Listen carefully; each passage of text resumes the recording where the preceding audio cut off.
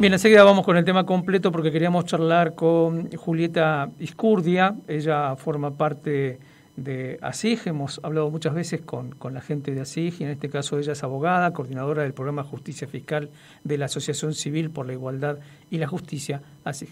¿Cómo estás, Julieta? ¿Cómo te va? Muy buenos días. Muy bien, muchas gracias por la comunicación. Bueno, tu garganta ahí al límite, ¿no? Así que vamos a aprovechar el tiempo. Sí. Julieta, bueno, estábamos leyendo con detenimiento el trabajo que ustedes acaban de publicar hace pocos días y me parece que hacen ustedes un análisis a partir de dos elementos que a priori, para los que no estamos tan empapados del asunto, no están tan cercanos, como es la cuestión de la política fiscal y, por otro lado, el tema de la igualdad de género, y parten de datos muy duros, ¿no? Como por ejemplo, la situación ya conocida de la desigualdad de acceso de las mujeres al mundo del trabajo.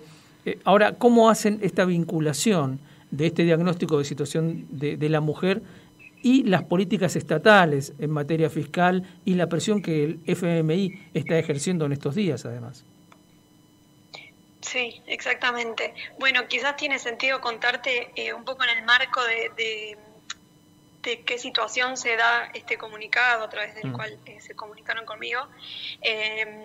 Desde hace varios años, una alianza global que trabaja temas de justicia fiscal, pero también tiene vínculo con el movimiento de mujeres, hace una campaña en ocasión del Día Internacional de la Mujer Trabajadora, con el objetivo de visibilizar que la política fiscal, como otras políticas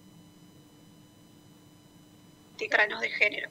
Por eso es que nos sumamos, sobre todo en un contexto en el que la semana pasada vimos que hubo un comunicado del FMI donde se tiende a poner el foco sobre la necesidad de, por ejemplo, revisar cómo hacer la implementación de la nueva moratoria en un contexto en el que para este organismo la prioridad debería ser destinar los recursos a pagar la deuda.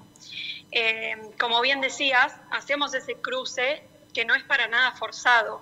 La realidad es que las mujeres se ven atravesadas por varios niveles de injusticia, porque están subrepresentadas en los escalones más altos de distribución de los ingresos, de la riqueza, y por ende sobrerepresentadas en los sectores más pobres. Hay el dato de que las mujeres representamos el 70% de la población de menores ingresos, es importante, por eso es que hablamos de feminización de la pobreza, y como contracara en los deciles más altos se encuentran ocupados un 70% por varones. Entonces eso muestra una estructura en la distribución de los ingresos que es desigual. ¿Qué pasa? Porque hablamos también de injusticia fiscal, además de injusticia de género. Por ejemplo, el hecho de que ocupen ese porcentaje de la población de menores ingresos hace que paguen desproporcionadamente más impuestos. ¿Por qué? En Argentina la forma en que se recaudan los impuestos es predominantemente regresiva, porque el 43% de la recaudación nacional de impuestos es explicada por el IVA, un impuesto al consumo que lo pagamos todos y todas los contribuyentes por igual, sin distinguir el nivel de ingresos que tengamos. Y como contracara o en contraposición está el impuesto a los bienes personales, que es un impuesto progresivo que recae solo sobre quienes tienen más riquezas y aporta apenas el 3% de la recaudación nacional. Solo con esos datos es bastante visible que la forma en que se recaudan los impuestos tampoco es neutra en términos de género si la cruzamos con cómo se distribuyen los ingresos y la riqueza en nuestro país. Hay otro dato que me parece importantísimo, me gustaría que lo describas un poco, ¿no? Porque cuando se habla de la falta de atención a las políticas públicas y sobre todo las dedicadas a las cuestiones de género, siempre se menciona la escasez de recursos. Es decir, no nos alcanza la plata para todo, pero ustedes dicen lo que en realidad hay es una falta de priorización, es decir, de asignación de esos recursos. ¿Cómo sería esto? ¿Cómo llegan a esta conclusión? Bueno, llegamos a esta conclusión porque por varias cuestiones. Así como está este problema de la forma en que se recaudan los impuestos, en Argentina existe una política que se llama gastos tributarios, exenciones o beneficios impositivos, que se lleva el 2.5 del PBI y que en general son beneficios, recursos que el Estado decide dejar de recaudar mediante el no pago de impuestos a ciertos sectores. Por ejemplo, uno de ellos, son muchísimos, y hay diferentes regímenes dentro de esa bolsa del 2.5, pero por ejemplo, una es la exención de ganancias a jueces y juezas. Otro es el régimen de promoción de la actividad minera. Otro es el de promoción de la industria del software o de la economía del conocimiento. Y así hay miles que hace muchos años se sostienen en nuestro país sin ningún tipo de revisión, sin objetivos claros sobre por qué se sostienen. No se revisan como se revisa la asignación universal por hijo o como se cuestiona la moratoria previsional. Tienen un tratamiento muy diferente con relación a cómo se aprueban, se revisan, se distribuyen los presupuestos de gasto público, de gasto directo. Entonces, por eso es que decimos que necesitamos que haya una mejor priorización y el mismo tratamiento para todas las políticas fiscales, no solo para las de gasto directo. Hay un ejemplo que damos es, desde el año pasado estamos esperando que se discuta en el Congreso el proyecto de ley Cuidar en Igualdad, que debería solucionar uno de los grandes problemas de injusticia de género en el mundo, que es la falta de políticas de cuidado, ¿no? Uh-huh. Y uno de los argumentos, a veces implícitos, tampoco es que se sostienen como tan abiertamente, es que no hay fondos o recursos para financiar ese proyecto si se convertiría en ley. Sin embargo, vemos eso, el costo de ampliar, por ejemplo, las licencias que propone este proyecto de ley de acá al 2031 de forma progresiva, significaría para el Estado un 0,14 puntos del PIB. Y lo que se deja de recaudar hace años, desde los 90, en la exención de ganancias a jueces, es del 0,16, es más todavía lo que se deja de recaudar por esa exención. Entonces, por eso es que hablamos de la necesidad de revisar las prioridades. Tal cual. Yo recuerdo un trabajo que ustedes publicaron y nosotros hablamos con uno de los representantes a propósito de esto que estás mencionando. Es decir, cuánto dinero deja de recaudar el fisco por estas cuestiones que algunos quizá ni siquiera se sepa que hay exenciones, porque son muchas, me decías. Son muchísimas, sí. Regímenes de promoción debe haber 30, o sea, son un montón.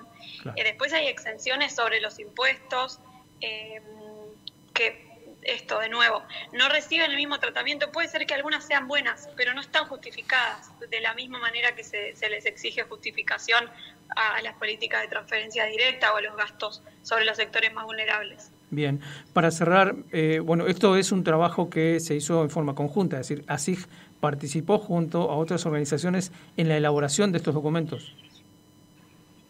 Sí, exactamente. Somos 11 organizaciones que trabajamos temas de justicia fiscal y de género, que nos sumamos a esta campaña con el foco puesto sobre todo en que la resolución de la grave problemática de la deuda que está enfrentando Argentina no sea a expensas de los derechos de las mujeres, exigiendo y mostrando que hay herramientas de la política fiscal disponibles para que no sea de esta manera.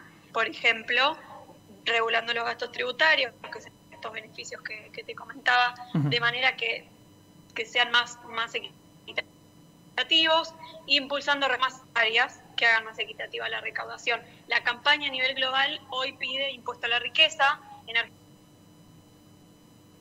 el impuesto a la riqueza a nivel nacional como bienes personales, lo que vemos es que no es suficientemente progresivo. Entonces pedimos que sea más equitativo y que se recaude más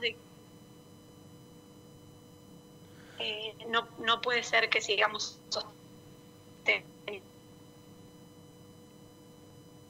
Bien, hay un problemita con la comunicación en el último tramo. Julieta, te agradecemos muchísimo la comunicación y probablemente volveremos a molestarte dentro de un tiempito para seguir analizando este tipo de trabajo. Muchísimas gracias. Muchas gracias, Miguel. Hasta luego. Ya hablábamos con Julieta Izcurdia, entonces abogada, coordinadora del programa Justicia Fiscal de la Asociación Civil por la Igualdad y la Justicia, quien esta asociación, junto a otras 10, llevaron adelante este trabajo donde el centro del análisis está puesto en dos cuestiones claves, ¿no? Por un lado, la política fiscal, es decir, cómo hace el gobierno para recaudar el dinero que luego se asigna vía presupuesto a los diferentes sectores, cómo se prioriza luego esa asignación, y por otro lado, la cuestión de género, ¿no? La igualdad de género, cómo esa priorización, cómo esas decisiones que el gobierno toma en materia de política fiscal terminan también impactando en el reforzamiento de alguna manera de la actual brecha que existe entre hombres y mujeres en diferentes cuestiones, ¿no? Porque los números siguen siendo esto, la desigualdad de género significa que las mujeres realizan el 76% de las tareas domésticas no remuneradas y ganan en promedio un 29% menos que sus pares varones y son el 70% de la población de menores ingresos, ¿no? Esto es una feminización de la pobreza, decía Julieta charlando con nosotros.